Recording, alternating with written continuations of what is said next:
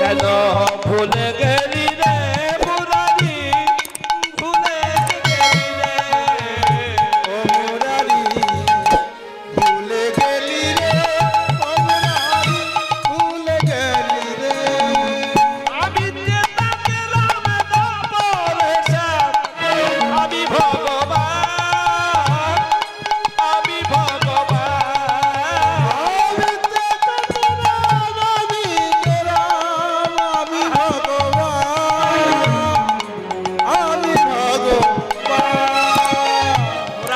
দেখালেন কি গো, দুই হাতে ধনুতি, দুই করে বাঁশি, দুই করে দণ্ড কমণ্ডল, বকে ভিগুমণি পদ চিহ্ন বলে তুমি কে?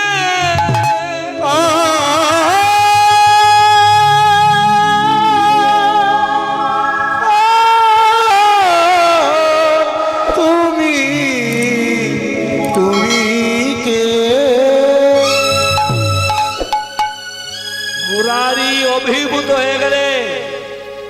সরবুজ মূরতি প্রথম কলিযুগে নদিয়ার নবদ্বীপের মাটিতে কত বড় ভক্ত, শক্ত ভক্ত মুরারি দর্শন।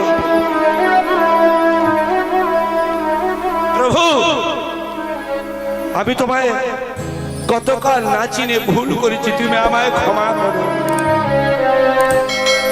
প্রভু ভগবান গৌরহরি মুরারির কাছে দুটো কর এক জায়গা করে বলছে, মুরারি আমার একটা কথা তুই রাখবি মুরারি? আমি ভগবান হয়ে তোর কাছে করো যদি মিনতি জানাই মুরারি রে, আমার একটা কথা তুই রাখবি মুরারি? সেদিন মুরারি গুপ্ত বলল, প্রভু একটা কথা কেন, তুমি যাহাই বলবে আমি তাই মানব। শুধু বলল, মুরারি রে, কলিযুগে এই আমার সর্বপ্রথম সরবুজ রূপ দর্শন করানো, এই পারতা তুই গোপনে রাখবি। এটা যদি প্রকাশ করে বলিস আর পতিত পাবন পতিত উদ্ধার হবে না। ভগবানের সঙ্গে ভক্ত মুরারির চুক্তি হলো। মুরারি বলল, প্রভু তোমার কৃপা হবে কবে? সেদিন ভগবান বলেছিলেন, মুরারি তোমার আমি যাব জবে। ভাবুন কথাগুলো, হরিনাম শুনে যাব, গেয়ে যাব, মালা নিরামিষ। কথাটা ভগবানের লীলা, মানে প্রত্যেকটা পদে পথে মুরারিকে বলছে, মুরারি মুরারি প্রশ্ন করছে, প্রভু তোমার কৃপা হবে কবে? সেদিন প্রভু ভগবান বলছে, মুরারি তোমার আমি যাব জবে। আপনারা আমরা কি বুঝবো মা? আমি যাব মুরারিকে বলছে, মানে মুরারি শেষ হয়ে গেলে? যেটা মুরারি বুঝেছে, প্রভু তোমার কৃপা হবে, আমি যাব মানে আমি মারা যাওয়ার পর তোমার কৃপা? না না না, এটা কেমন হয়? প্রভু অট্টাশি এসে বলছে, মুরারি বাক্যর মানে বুঝলে না? তোমার আমি যাব যবে অহংকার গতবেদা প্রনিন্দা করচিত সজন্তিং নরকাং ঘোরং যাবতাং হুতাই সম্পদ। আমি ধনী, আমি মানি, আমি জ্ঞানী, আমি বিদ্যা, আমি বিদ্যাবতী, আমি রূপবা, আমি রূপবতী, যতক্ষণ পর্যন্ত ভিতর থেকে আমিটা না যাবে, কারণ আমি আমি করি চিনিতে না পারি, আমি করি চিনিতে না পারি।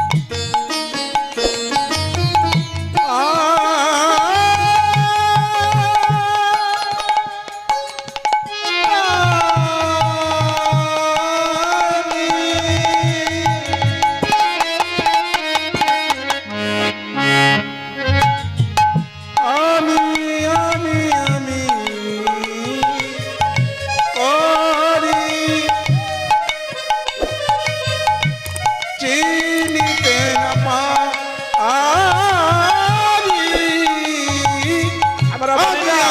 আমি করি চিনিতে না। বাবা বাবা, আমরা বলি না আমার ছেলে, আমার ছেলে ভোটে জিতেছে গো, আমার মানুষটা প্রধান হবে। যতই হরিনাম গুলো খাও, নিরামিষ করো, আমি দাবি করি চিনিতে না পারি। আমি করি চিনিতে না পারি। আমাদের আমিতে আছে কোন রতন, আছে কোন রতন, আছে কেউ রতন, আছে কেউ রতন। আমাদের আমিতে আছে কোন রতন, আছে কোন রতন। আছে কেউ রতন,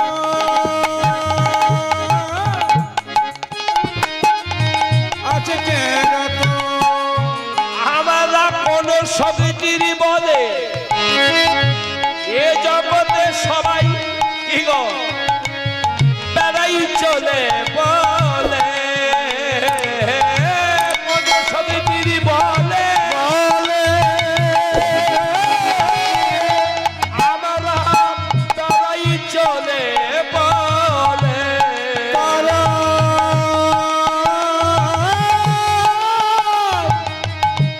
চলে সেজন চলে গেলে দেহ হইবে কে কথাটা কি বলছে আসতে। আমি করি নিজেকে চিনিতে না পারি। আমিতে আছে কোন রতন, কোন শক্তির বলে আমরা সবাই বেড়াই চলে বলে। সেজন চলে গেলে সোনার দেহ হইবে ক্ষত।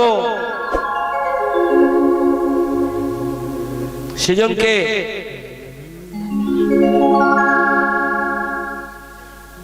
আজ ঠাকুর বসে আজ লীলা হবে, পালা হবে।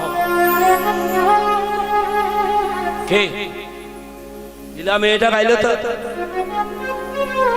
আমার উচিত ছিল উত্তর কষ্ট গাওয়া গাইব। পদের পদার্থ যদি না বার করা ও লীলা কীর্তন গেয়ে শুনে কোনো লাভ নেই।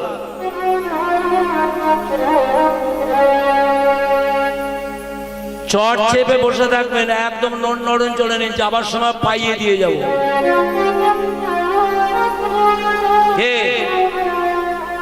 গোটা মহাভারতের যুদ্ধ হলো যে রথটাতে চেপে অর্জুন যুদ্ধ করলো, রথের সারথি কে ছিল গো? পুরো ভগবানের বাবা খেলে দেয় না। ঠিক তেমন আপনার আমার রথে ভগবানই আছে। তো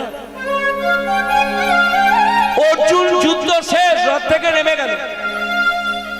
দেখুন রামায়ণ মহাভারত আমি বলছিলাম না দেহের ভিতর, গীতা চণ্ডী ভাগবত যত উপনিষদ রামায়ণ মহাভারত সব নারী পুরুষের দেহের ভিতরে আছে।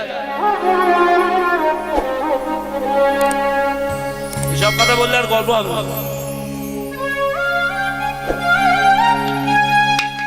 রথ যুদ্ধ শেষ, রথ থেকে অর্জুন নেমে গেল, তখন রথটা ঠিক আছে। যখন অনাদি রাধি গোবিন্দ কি পাক বিহারী বংশীধারী, তখন বংশী ছিল না, কৃষ্ণ কানাই ভগবান যখন রথ থেকে নেমে এলো, কি হলো? রথটা অটোমেটিক আপনাতে দাও দাও করে পুড়ে গেল। গল্প শুনেছেন না? কারবারটা কি হলো?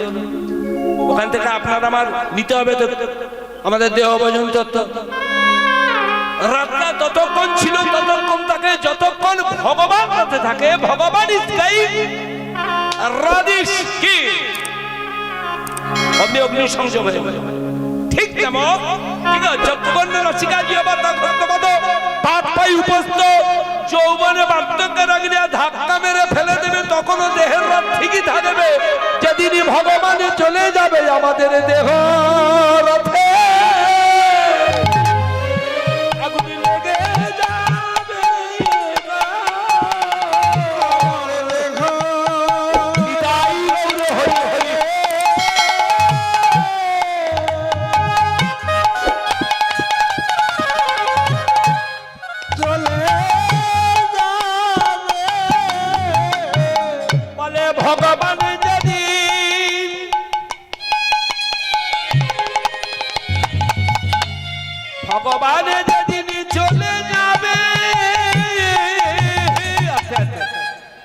তাহলে আর বেশি বাড়াবাড়ি করে বকানোর দরকার নেই।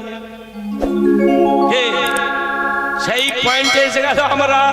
কোন সমিতির বলে বাড়াই চলে বলে, সেজন্য চলে গেলে সোনার দেহ হইবে কাটা। আমি আরো শুকিয়ে যাবো, একটু জায়গাতে এগুতে দেন। কলিযুগের পরমায়ু কত জানেন? কত মা? 120 বছর কলিযুগের মানুষের পরমায়ু। আমাদের ঠাকুরদা ঠাকমা মারা গেছে কত বয়স? বড় কি 80, 85, 90, 42, 42, 221 কে কি বাই চান্স বাবলা ভেটা পুটিং বাই দিলে কার কখন মৃত্যু হবে ঠিকই নেই। কেন? ভগবানকে রাখবার কায়দা আপনার আমার জানা নেই, তাই তাড়াতাড়ি আপনার আমার হর কামেরে কি চলে যেতে হচ্ছে। চলে গেছে, আপনিও যাবেন, আমিও যাব। যদি আপনারা কৃপা করেন, ধৈর্য ধরে বসে থাকেন, পালাটাকে একটু ধরতে দেন। যাবার সময় অন্তত যারা ধীর স্থির, যারা ঠিক ঠিক ব্রেন কোষ খুলে নেবে, তারা কিন্তু মাল নিয়ে বাড়ি যাবে। আমরা এসেছি কি করতে? কদিন কটা কীর্তনে কি করতে গেল? কি গো মা? হরিনাম গেয়ে গেল। আমরাও এসেছি গাইতে, আপনারা এসেছেন হরিনাম শুনিতে। শুনিতে কি গো জিজ্ঞাসা করলো কত বলে হরিনাম শুনতে যাচ্ছি। ওইটাই ভেঙে জেনে নিতে হবে হরিনামের শুনিতে কোন। ঠিক আছে? আচ্ছা, আপনারা বুকে হাত দিয়ে বলুন দেখি, সত্যিকারে আপনারা কে কে হরিনাম শুনতে এসেছেন? একটু হাত তুলুন দেখি। হাত নামিয়ে ভালো মা, পিছনে দেখা কেউ তোলেনি, না বুঝে তুলুন। আপনারা হরিনাম শুনিবেন কি? গত পরশুদিন থেকে যে কজন গেয়ে গেছে এরা কেউ হরিনামের গাইয়ে না। আমি আমরা কারা? আমরা এখানে যতক্ষণ আছি ততক্ষণ অভিনয়, মানে আমি করতে এসেছি অভিনয়। যতক্ষণ আছি অভিনয়, মানে যখন নিমায়ের কথা বলবো নিমাই, মুরারির কথা বলবো, পুরো নাটক। এটা তো হরিনাম নয়। হরিনাম গাইব, দেখবেন 20 থেকে 25 মিনিটের ভিতর প্যান্ডেল ফাঁকা হয়ে যায়, দেখবেন। গাইব হরিনাম, হরে কৃষ্ণ হরে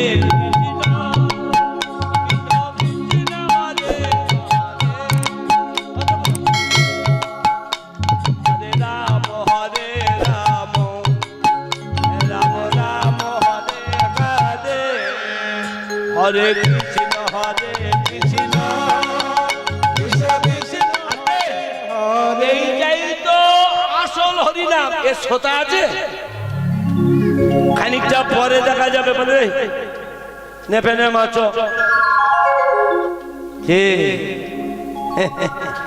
তাহলে আমরা এসেছি গাইতে। গাওয়া কারে বলে? দুদিন বড়রা গেয়ে গেছে, আমার মা গেয়ে গেল, আমি ওর ছেলে গাইতে এসেছি। গাওয়া কারে বলে? গাওয়া মানে কতগুলো পদ পদার্থ, সুর, হারমোনি, ইয়েমা, করতাল, ঝম্প সহযোগে সুরে ব্যক্ত করা বা ভাসিয়ে দেওয়া, এর একটা নাম হলো গাওয়া। আর একটা গাওয়া কারে বলে জানেন? আপনাদের কাছে তো ক্যানিং নৌকা দেখেছেন মা? নৌকা কি? নৌকা দেখা হয়নি? মাথা নাড়েন নাকি? দেখেছেন নৌকা? নৌকা কিতে তৈরি হয়? কাঠ দিয়ে। কতইগুলো বেটে খাটো চওড়া থেতা কাঠ দিয়ে জলুই মেরে মেরে কি গো নৌকা তৈরি করে। তবে এইভাবে নৌকা জলে ভাসায়। কি করে?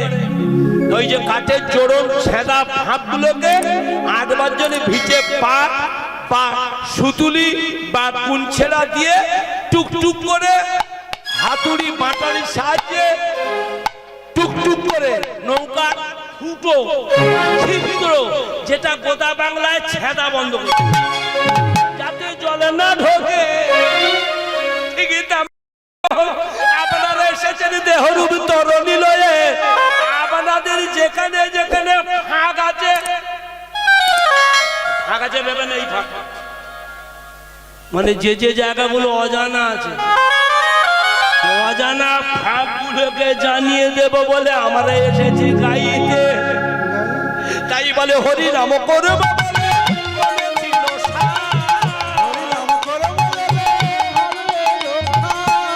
মধুরে হরি নাম করব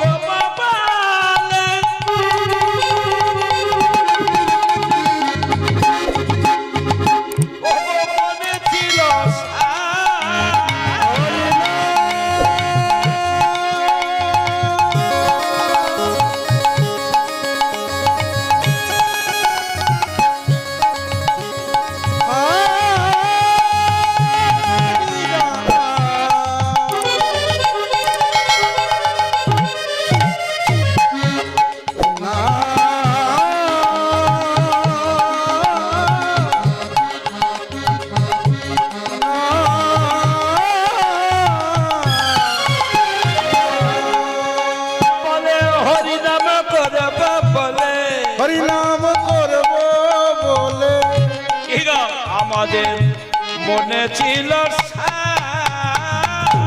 হরি নাম করব বলে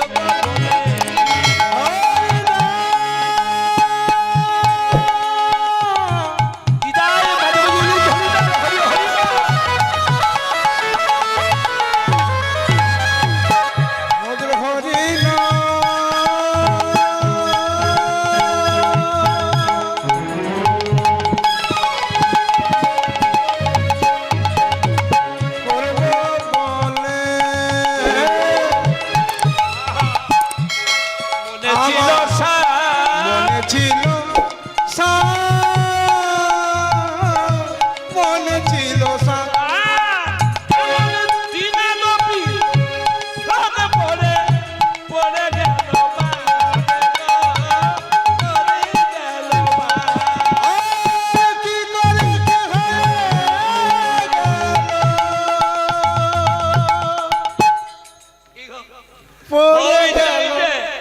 হরিনাম করবো কি গো দেখে দেখে সব যাবে না কি গো তাই বলে তুমি জানো অবিবাহিত নন বৌদি শেখা থেকে সব করো না শেখা পড়বো বিপদ না সেই হরিনাম করবো বলে মনে ছিল সাত তিনাদপির শ্লোক পড়ে হরিনাম থেকে হয়ে গেলাম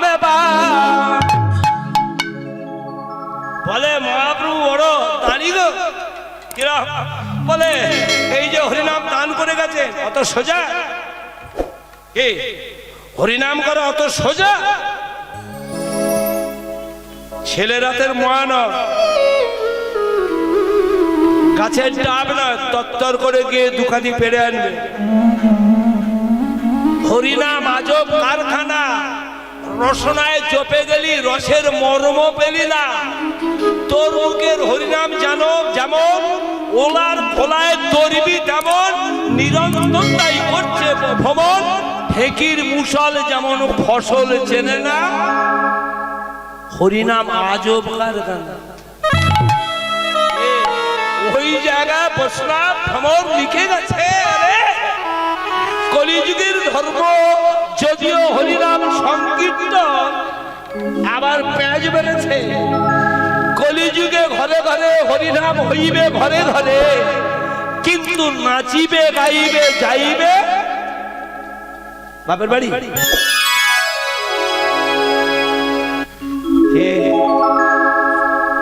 অগণিত ভক্ত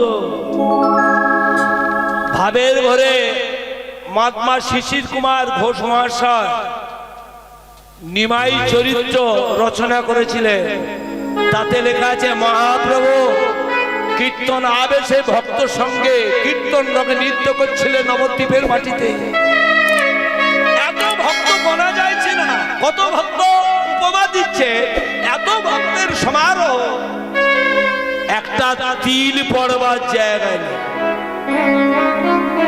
ভাবের ঘরে লিখতে হয় লেখা কানের দ্বারা কিছু কিছু বাড়বাড়ন্ত হয় তুই সারা হারামজাদা দু কলম লেখাপড়ে শিখে কোনা খেলে ব্যাগ খেলের মতো বলতে গেলি যে ওটা ভুল।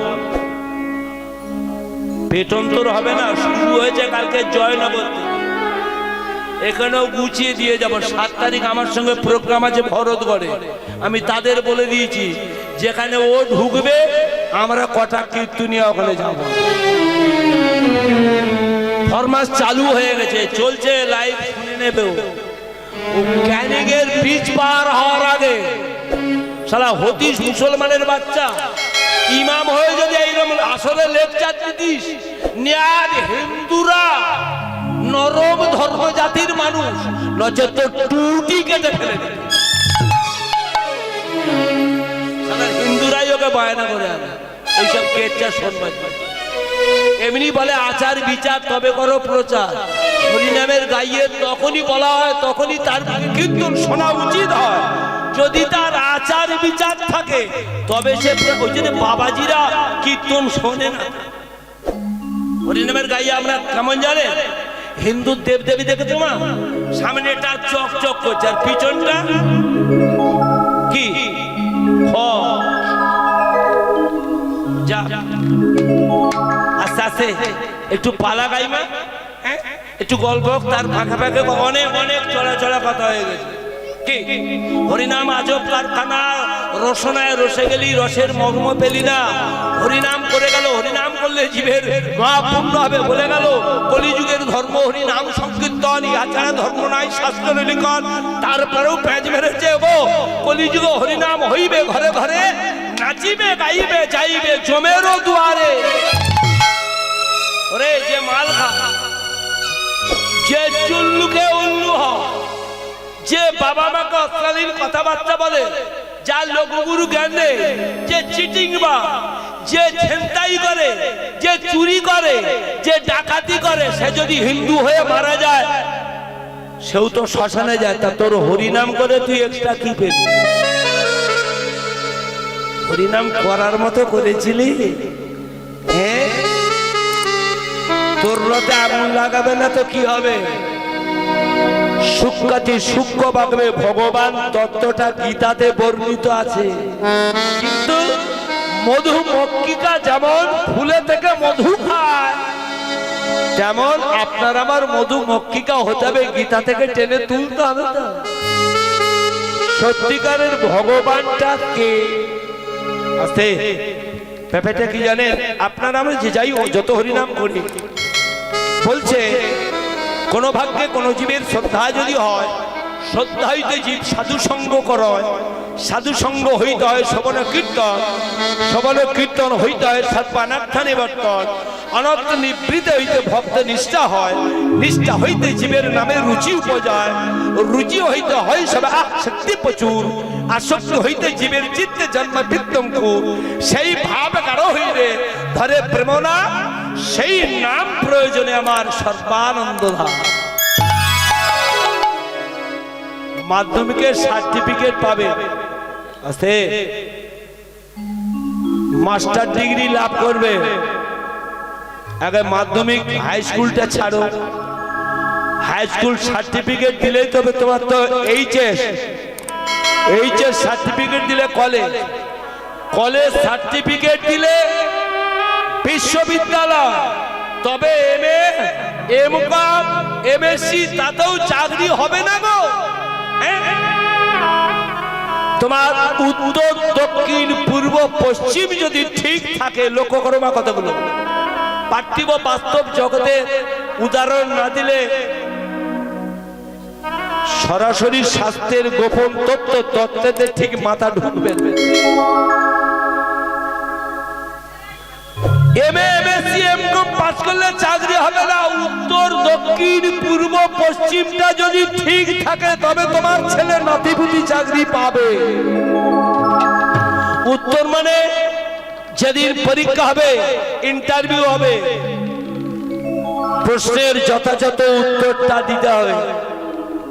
দক্ষিণ বাই চান্স যদি কি গো, বাই চান্স যদি পাহাড়টা পেতে দেয়, দক্ষিণাটা রেডি করে রাখতে হবে।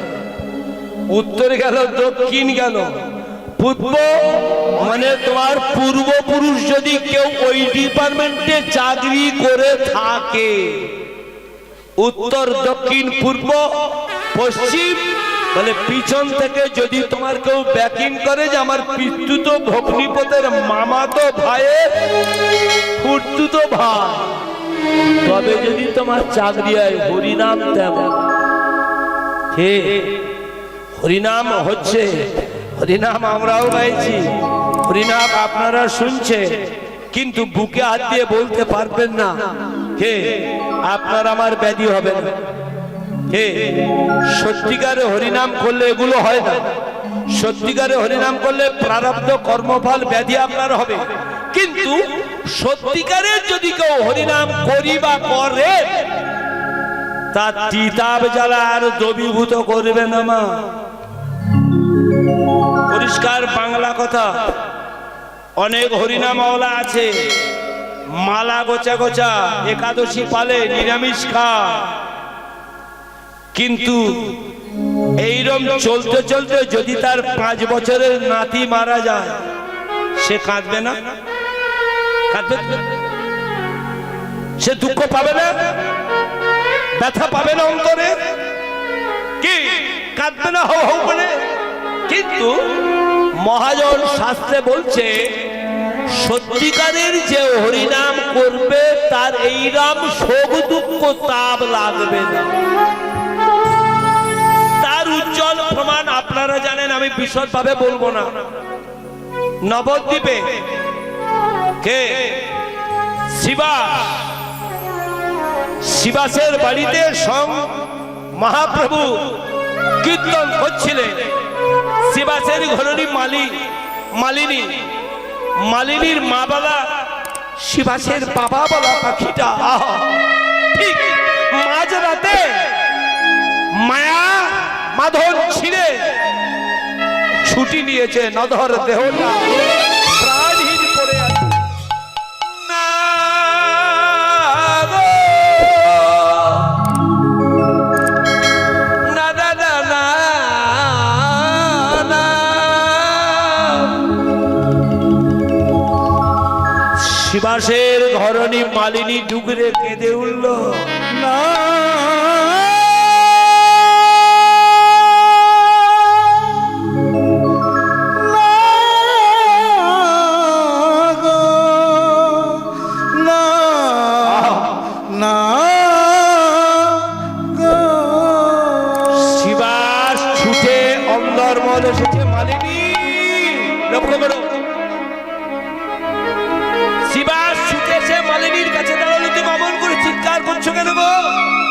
জানো গো তোমার বাবা বলা পাখি আমার মা বলা পাখিটা আর নেই।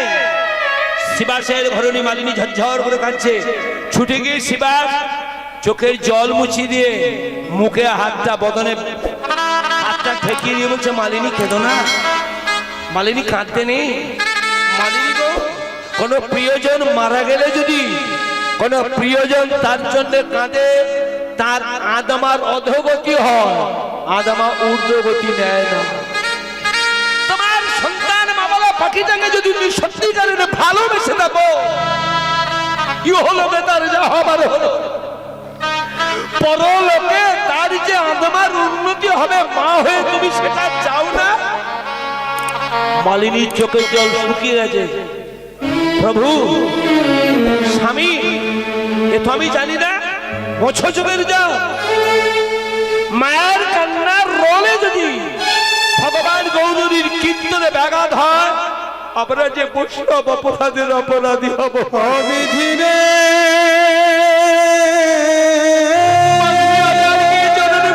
স্বামী, আমি কথা বিধি